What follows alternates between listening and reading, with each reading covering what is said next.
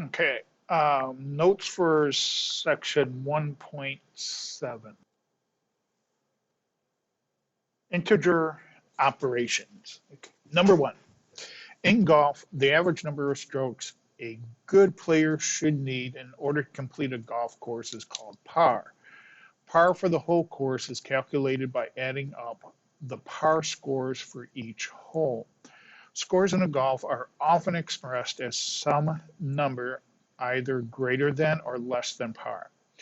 Assuming a particular golfer has golfed 2 under par on each of 3 holes, 3 over par on each of 3 holes, and 1 under par on each of 3 holes. If par for the 9 hole course is 32, how many strokes did it take the golfer to complete the course? Okay, so for 32 par, let's do this. We know that for the first 3 holes, he was under par. So well, we know, so let's just deduct -2. So if he was under, we're going -2 par. -2 plus a -2 par gives us a total for the first 3 holes under par. Next, he goes 3 over par for 3 holes. So he's going to go 3 over. So we're going to go for 3 holes. There's 1 hole, second hole, and the third hole. And then 1 under par for the next 3. So 1 under. So -1 plus a -1 plus another 1 under par plus another 1 under par. Now this will tell us if he's under or over par. Okay. So if we add all these up, let's see, -2 plus -2 is -4 plus -2 is -6 plus 3 is -3 plus 3 is 0 plus 3 is 3 plus a -1 is 2 plus a -1 is 1 plus so he's right on par here, okay, which means he had 32 strokes. He golfed par.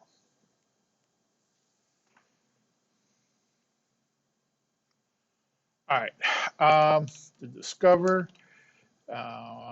when calculating assigned numbers, do you know if a result should be positive or negative? Do you know why a result is positive or negative? Do you know when parentheses are necessary and when they are not?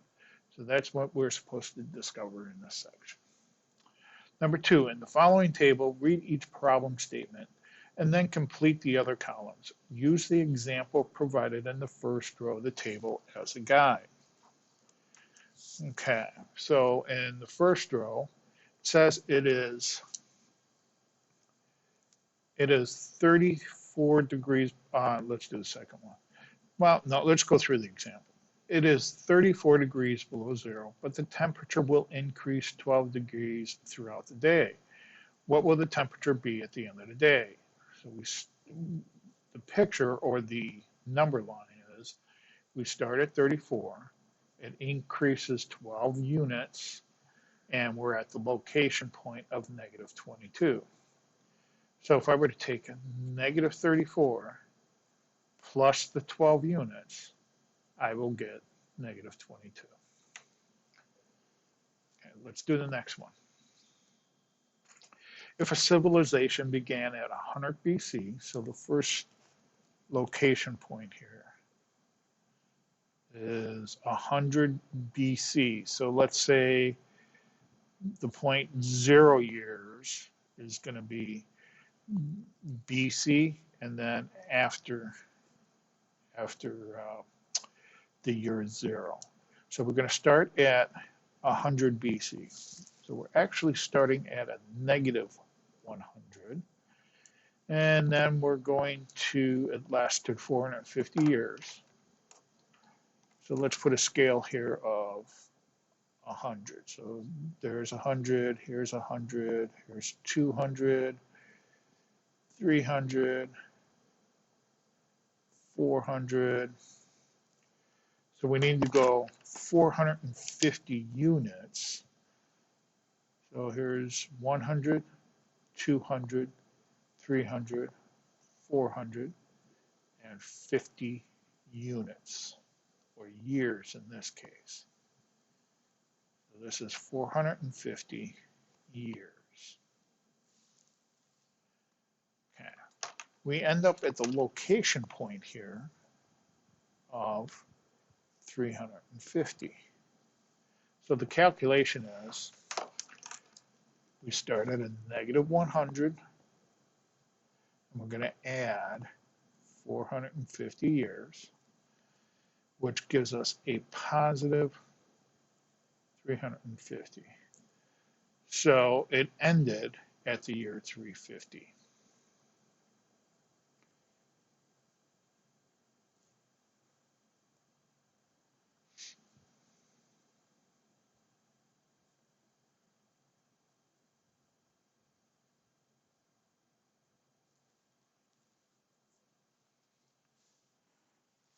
Okay, last one.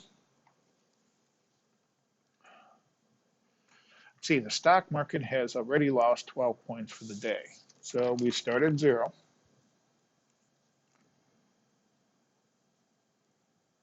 And we lost 12 points. So here's negative 12.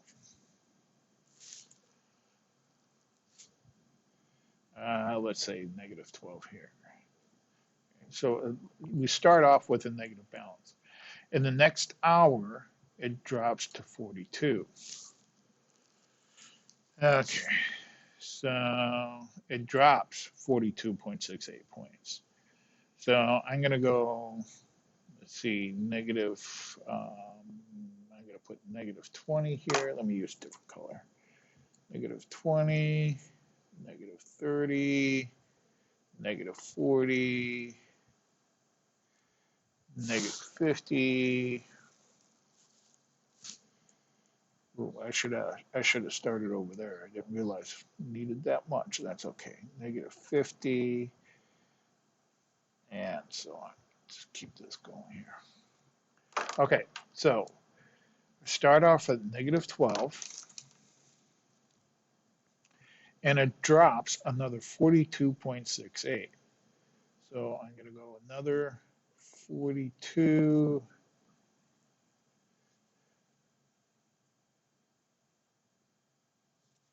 So this is 42.68. This is not very good. And I end up then at, let's see, negative 12. So I'm going to take I start at negative 12. And I'm going to add another, I'm dropping, going to the left. So I'm going to add another negative 42.68. I'm going to end up at the point negative 54.68. So this point here is negative 54.68. So to put that verbally, the stock dropped, the market dropped a total of 54.68 points.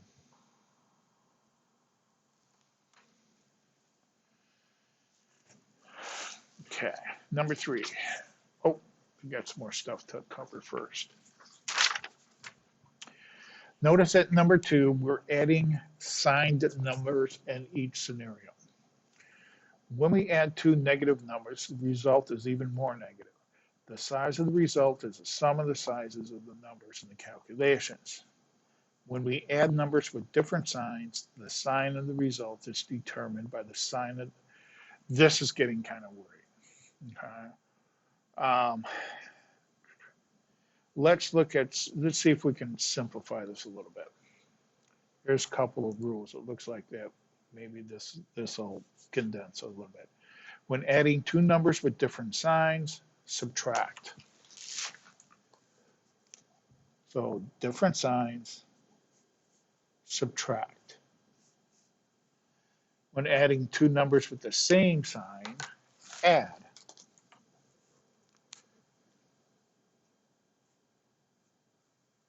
Okay. Adding two negative numbers is just like adding two positive numbers, but be careful. Don't forget to add the negative number. Um, don't forget to add the negative sign to the number when you're done. All right, 3a.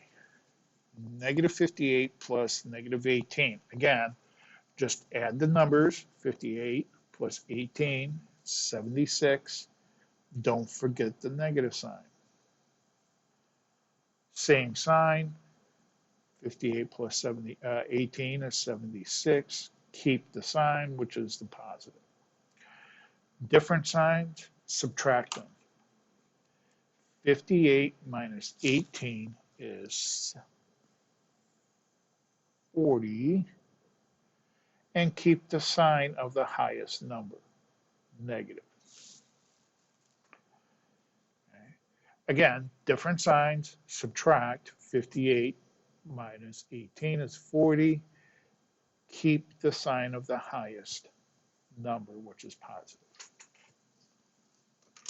That's the way I was taught how to do it. Next page.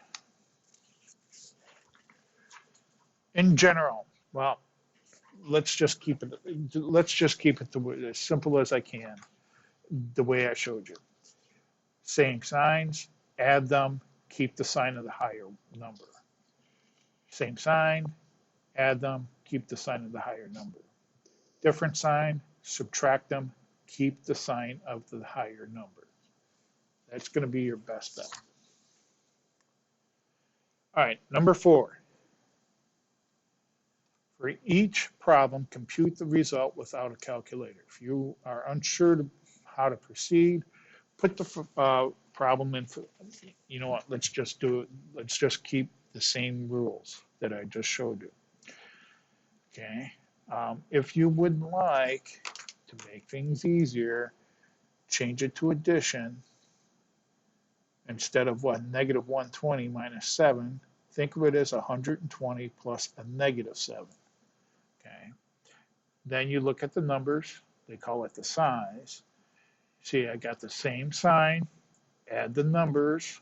120 plus 7 is 127. And keep the sign of the numbers. B. Different signs. Positive 54, negative 11. Subtract them. I get 43.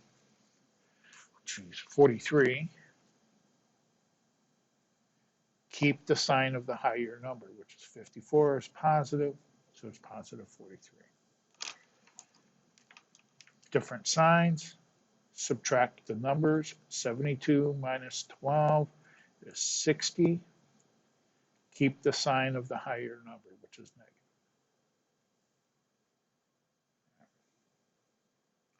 Now, this is a little different because of the double negative here. There was something, whenever you get two signs, two negative signs, there was a rule that you should have learned in elementary school, where it says when you are adding integers and you have the same sign, the subtract sign or negative sign, use the 2/ rule, okay? Which means change your double negatives here, and it automatically makes them positive.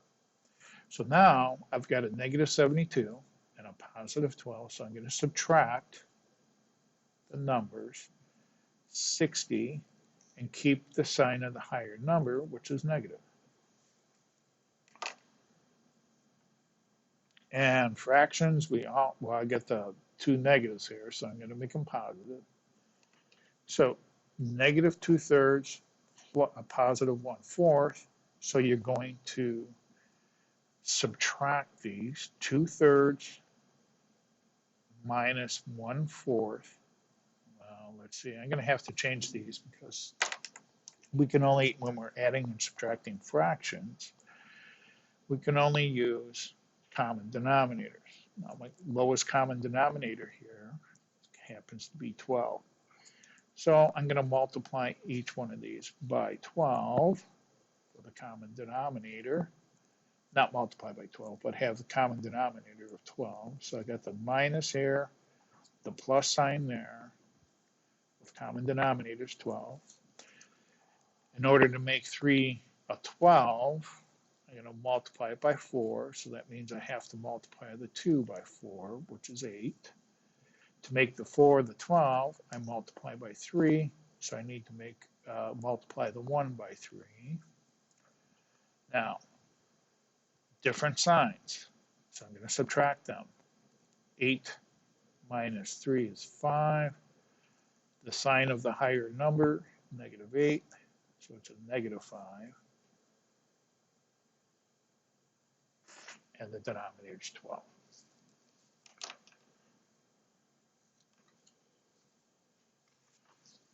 Next page. Well, actually, adding and subtracting is usually a harder operation than multiplying and dividing. When we are multiplying and dividing, let's simplify all this wordiness. When you're multiplying or dividing with different signs, so let's put it over here, multiplying and dividing. Different signs, it's going to be negative.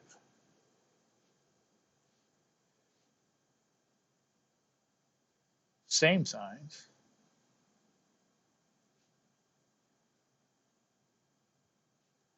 it's going to be positive.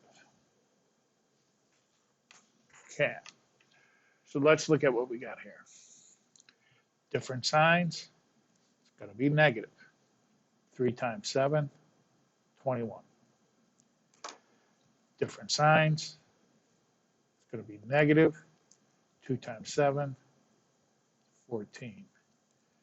Different signs, negative. 1 times 7, 7. And of course, anything times 0 is 0. Okay, now let's look at when they're the same sign. Negative 1 times negative 7, same sign, it's going to be positive. 1 times 7 is 7. Same sign, 2 times 7 is 14. Same sign, 3 times 7 is 21. And that holds true for division as well.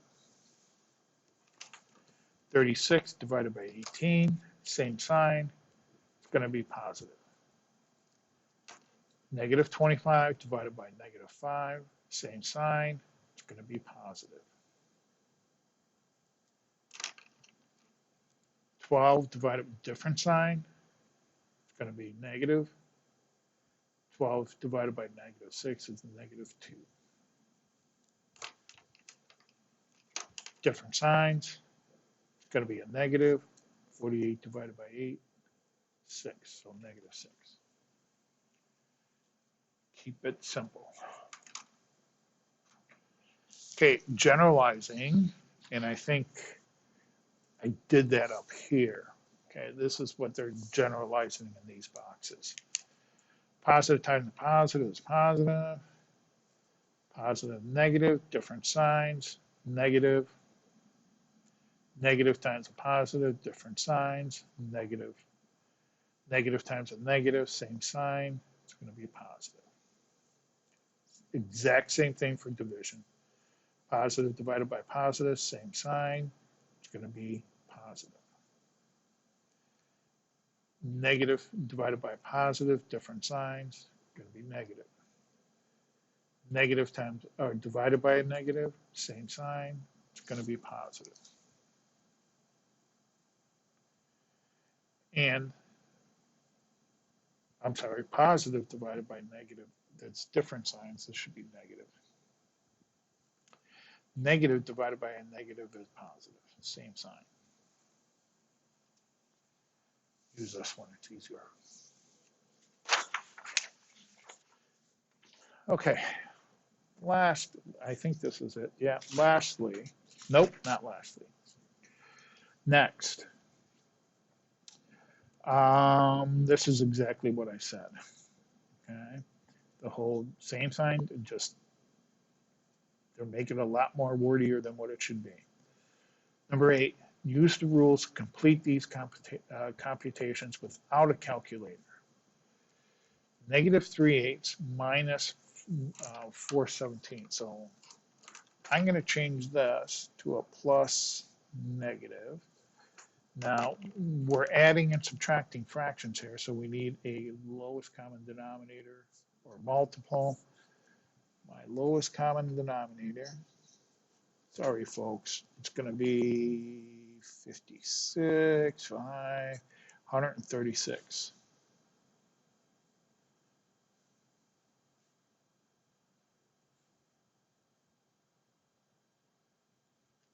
Okay, see our signs are negative and negative.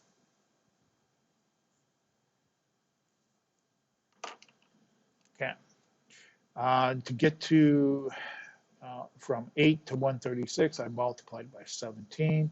So I need to multiply 3 and 17. I get 51. Let's see, to get 17 to 136, I multiplied by 8. 4 times 8 is 32. Same signs, add them.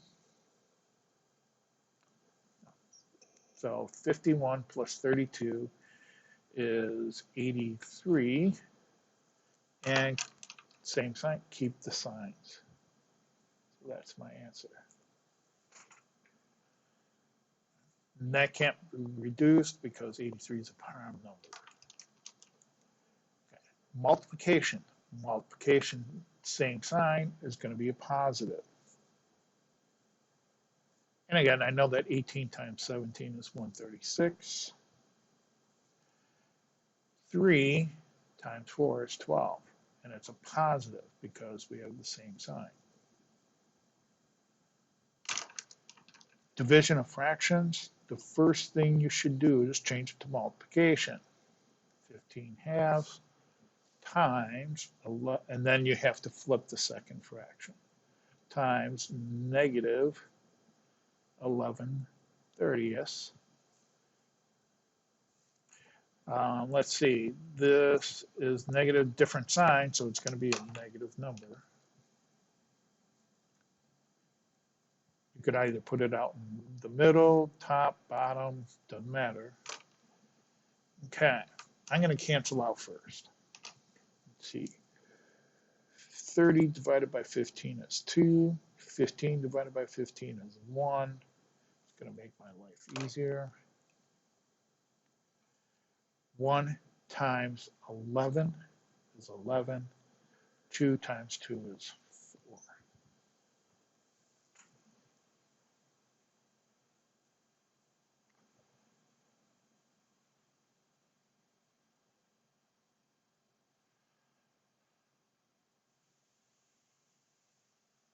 Okay, this is actually kind of important.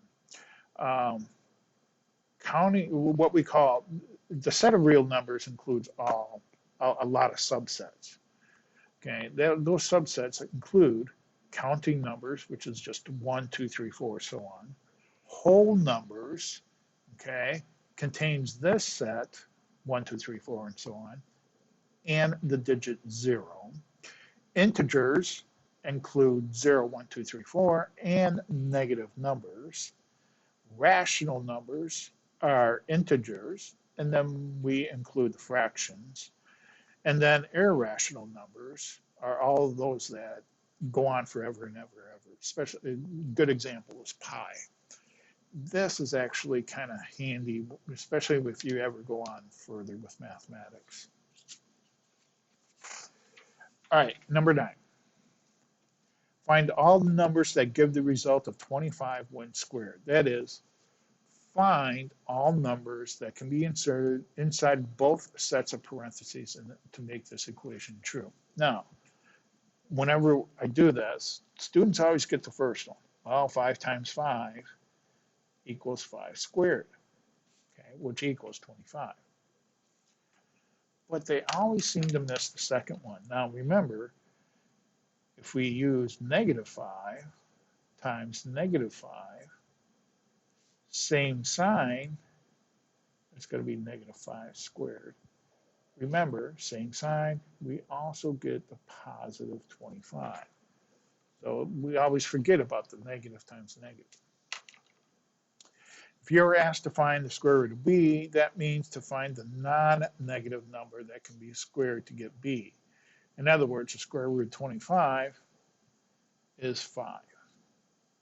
But that's not always true, because when you're asked to find the square root of a number, you should always, unless you're talking about distance, it should be a plus or minus 5.